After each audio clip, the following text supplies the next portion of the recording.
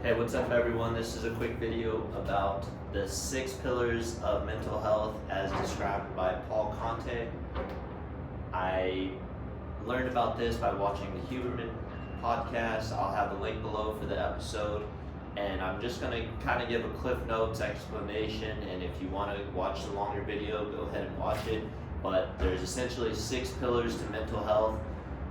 One is sleep, and ideally everyone's a little different, but you want to have 6 to 8 hours of sleep, ideally within a 1 hour plus or minus of the same point every night. And that's just our circadian rhythms being in a nice rhythm so that you can effectively balance your emotions and your hormones and be rested for the next day.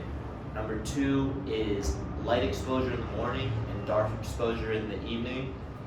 You want to get 10 plus minutes of direct sunlight as early as possible in the morning, ideally before 10 a.m.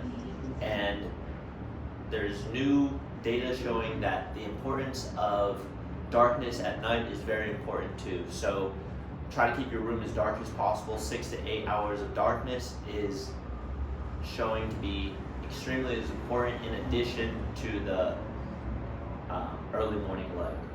Number 3 and 4 kind of in tandem, it's movement and nutrition. For movement, I love the WEC method. It's as diverse of a movement practice as I think you can find.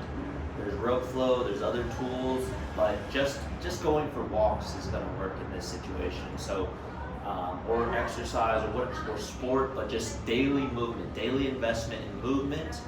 And for nutrition, I think the best way to approach nutrition is to try to eat whole foods. And so there's a million different arguments on diet, but I think if you get nutritious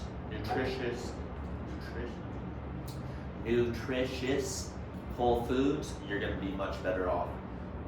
Number 5 is going to be stress management.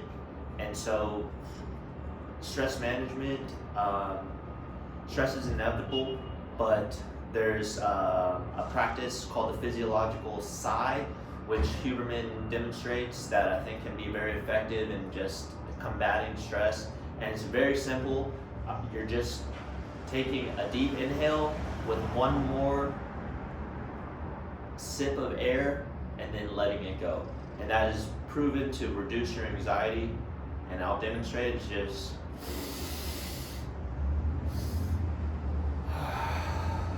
and you'll naturally do it when you're stressed out, but you can add it when you don't naturally do it. You can just force it, and you'll notice sometimes when you become overwhelmed with something, you'll just naturally have the physiological sigh emerge. But you can just do it and control it consciously. You're going to do it subconsciously, but if you want to do it consciously, it's just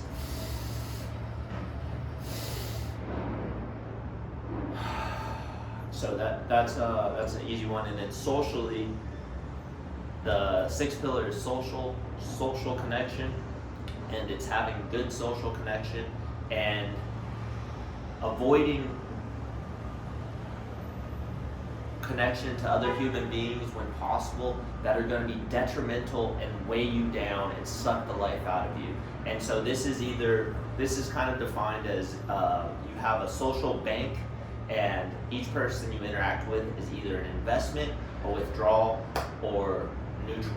So try to find people that are gonna invest to that savings so that you have that social connection that's gonna bolster you. And then on top of that, those 6 pillars, there's one other thing that has proven to be extremely beneficial, and that's, I believe that he referred to it as granulating your emotional state 5 to 6 times a day.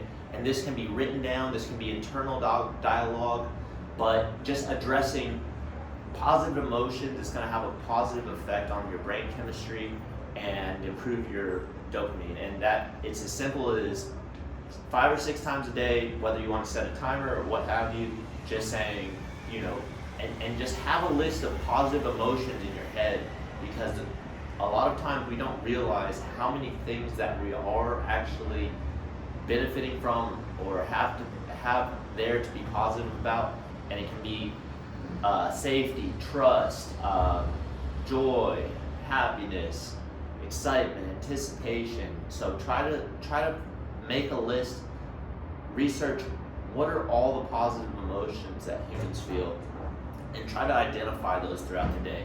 And you'll have a better sense of being, a better sense of mental balance and patience, and really a better sense of predictability within yourself. Your gut instinct will just be more prepared to deal with the adversity that we face on a day-to-day basis, or perceived adversity, or perceived perceptions from others of ourselves. And that is all I have for you today. That's the 6 Pillars of Mental Health by Paul Konte, as described in the Huberman Podcast, which I'll have linked below. All right, see you later.